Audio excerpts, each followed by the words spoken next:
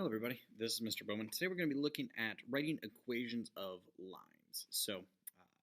In the last video I mentioned that um, to find parallel and perpendicular lines we don't need the equations, right? We can do it just from points. But what if you want the equation for something? So what if, say, you only have one line and you want to find the entire equation of it? So we're going to review how to do that from 2 points, which is about the furthest away you can get. If you have a slope and a point, or slope and y-intercept, then you're just going to be able to skip some of these steps. So we're going to go from the furthest away we could get and see how it goes. So let's say I want to find the equation of a line that goes through the point 1, 3 and goes through the point 3, 7. Okay. So what I really want is I need to find that slope. So we're going to do it the same way we did before with our y2 minus y1 over x2 minus x1 equals m formula. Okay, so I'm going to do that. 7 minus 3 over 3 minus 1. So 7 minus 3 is 4, 3 minus 1 is 2. So I get an overall slope of 2. Okay. And that's incredibly important, and you're going to need that. The points, you'll need one or the other. It doesn't actually matter which one you use for this next part. I think I'm going to use 1 and 3 just because the numbers are a little bit smaller, but really makes no difference. You're going to get the same equation regardless because it's the same line. So we're going to go into point slope form, which hopefully you remember from Algebra 1, but it's y minus y1 equals m times x minus x1.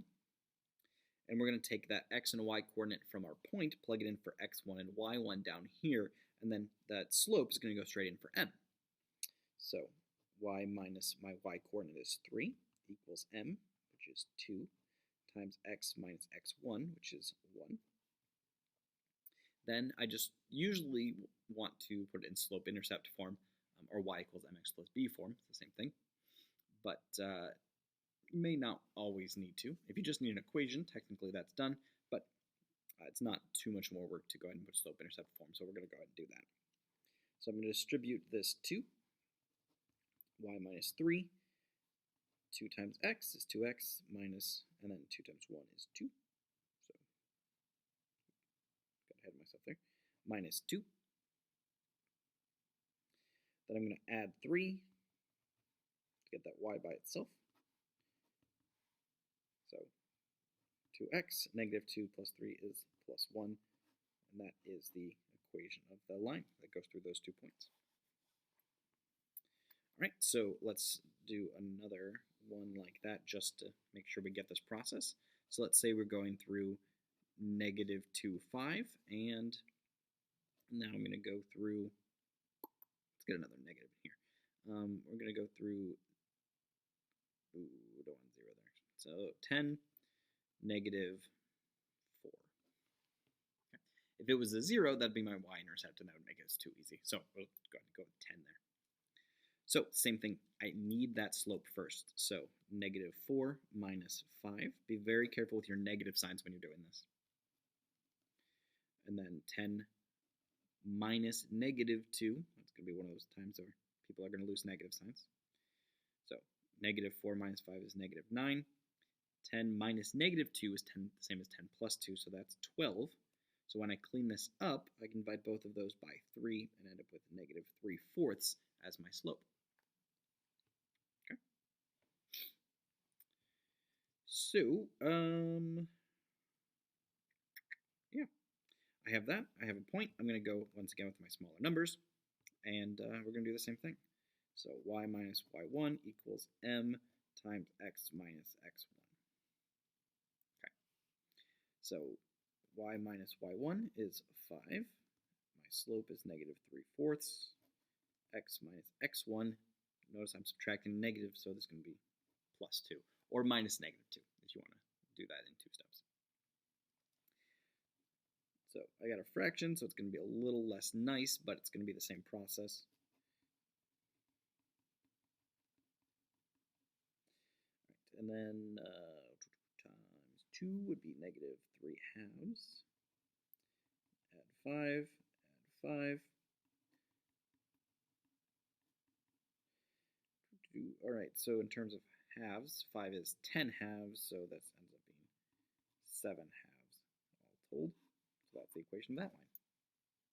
All right, there's one other type that shows up if we bring in those perpendicular and parallel lines, and that's what if we want the line that is, say, parallel to y equals 3x minus 1, but goes through the point 4, 5, or something like that.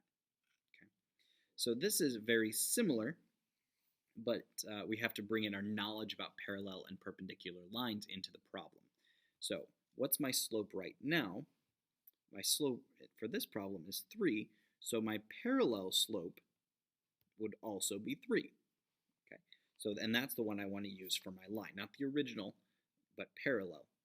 Now with parallel it doesn't make a difference, but sometimes you want the perpendicular line or something, so you want to make sure you're using the right one. Then we'll set it up the same way.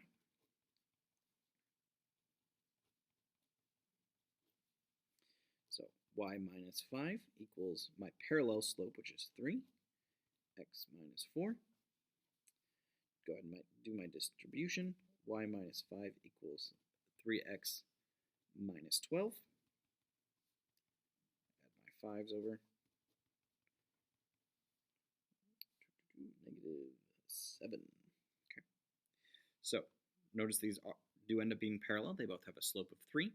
And we can plug in 4, 5 to make sure that is a solution. It is. So it's 12 minus 7, which gives you 5 equals 5.